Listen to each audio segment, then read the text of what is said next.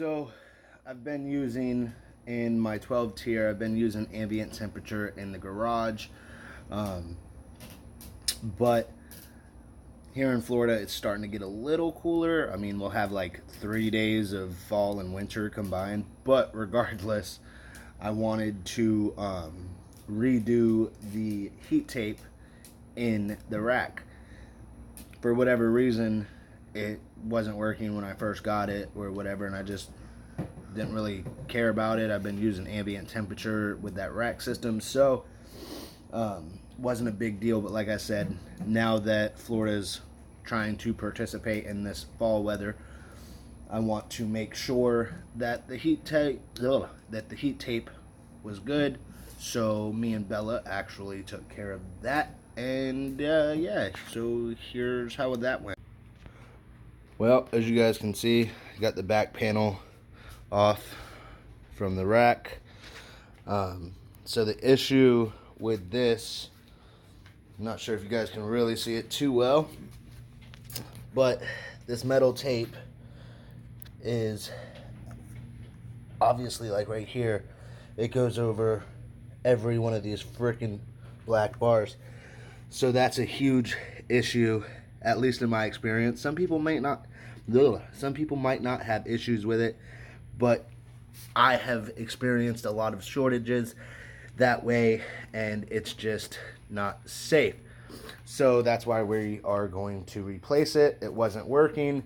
I haven't actually been running heat tape on this. It's just been ambient temperatures. So what you will need is right there, we got the heat tape, the new heat tape.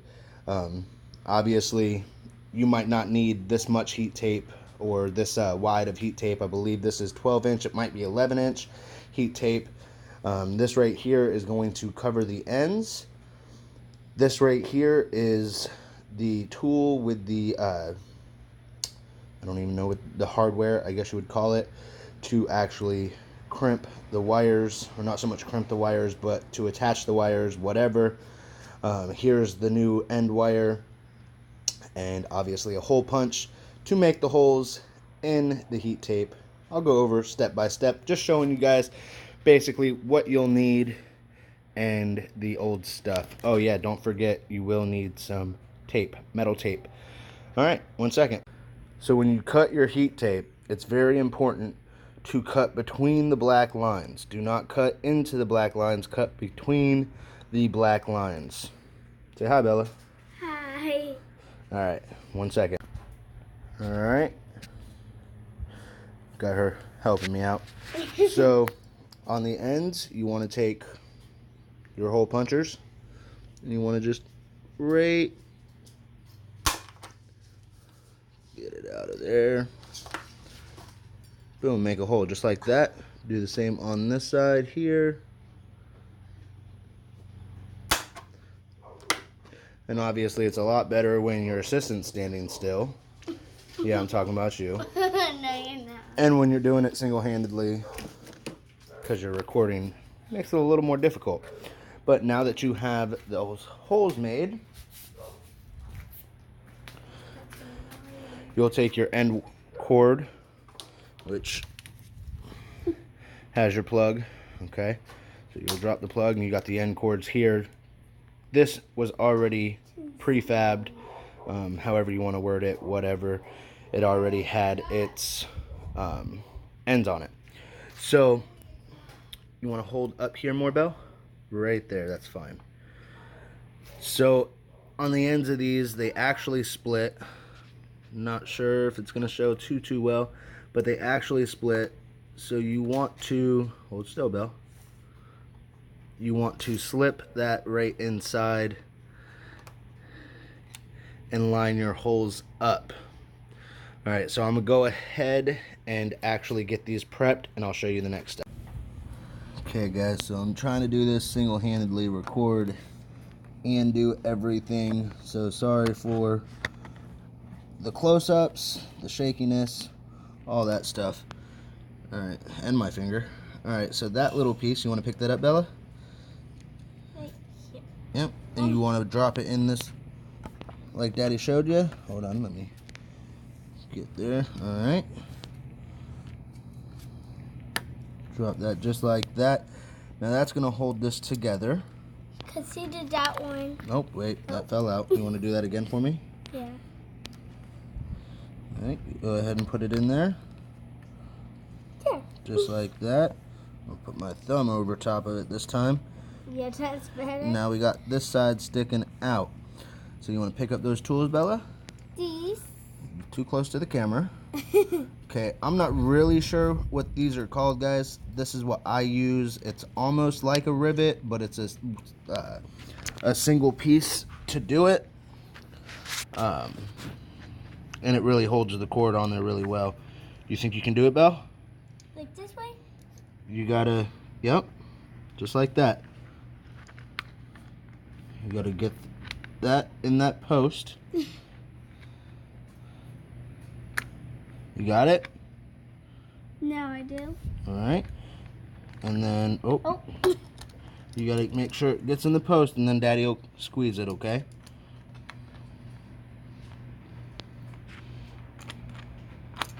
You want Dad to do it? Yeah. Alright. It's too Will small. you hold it in there for me? Alright, let me see the tools. It's too small. That's how I can't do it. It's okay. Alright, well, for some reason it cut off, but we had got that on there.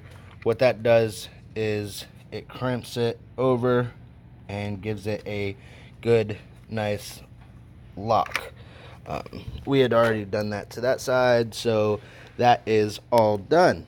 Okay, so now what we're going to do is take this stuff here. So obviously it's adhesive backed. It's going to act as electrical tape. So you're actually going to put it on top of, or sorry, you're going to put it around these points here. So I'm actually going to hand Bella the phone, and she can try to keep it still and get me doing that. There you go.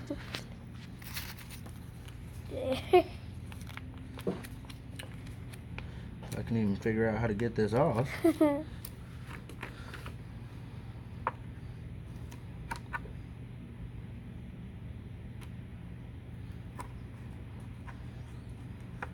know what? I'm actually going to get it on the cord itself as well. Just to better lessen the chance of any other type of contact. Now, as you notice, you pointing on this? As you notice, it's touching the two black bars. As I mentioned earlier, that's not good. However, this is not conductive like this tape here. This is just a rubber type of tape. Like I said, it's just going to act as electrical tape, so we're not going to have to worry about the conductivity reaching through. So now we're going to take this side here and do the same exact thing, if it'll let me. Fold that over.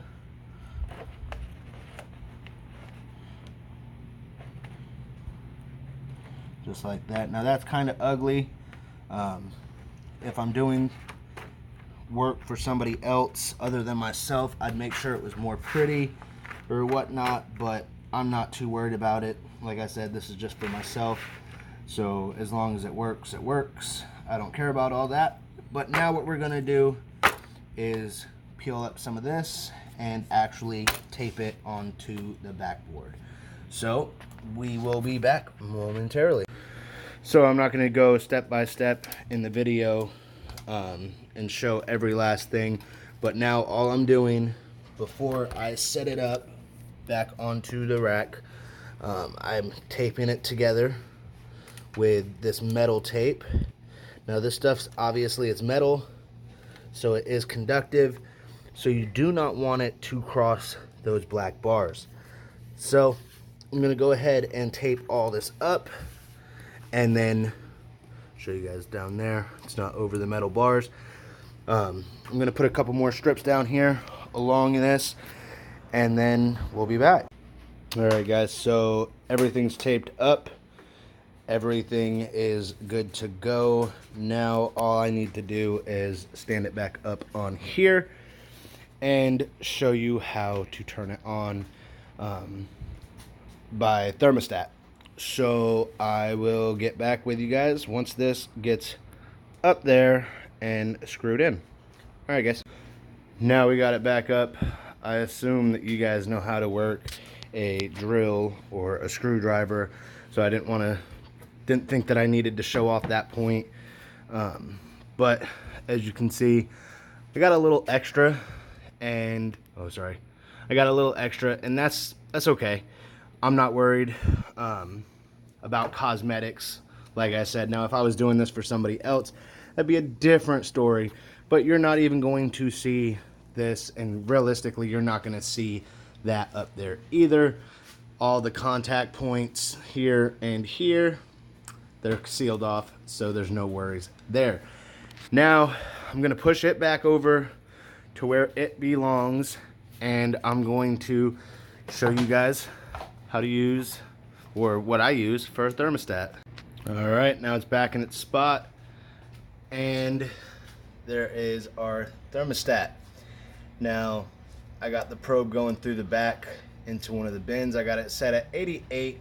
Right now it's only at 83, but as you can see, it is on. So far so good. There goes that. Now time to clean all these things. All right, Bella, tell them bye. Bye. Hold on, let me get you in some light because you look super dark. All right, tell everybody bye. Bye. Tell them to subscribe. Subscribe. All right, see you guys.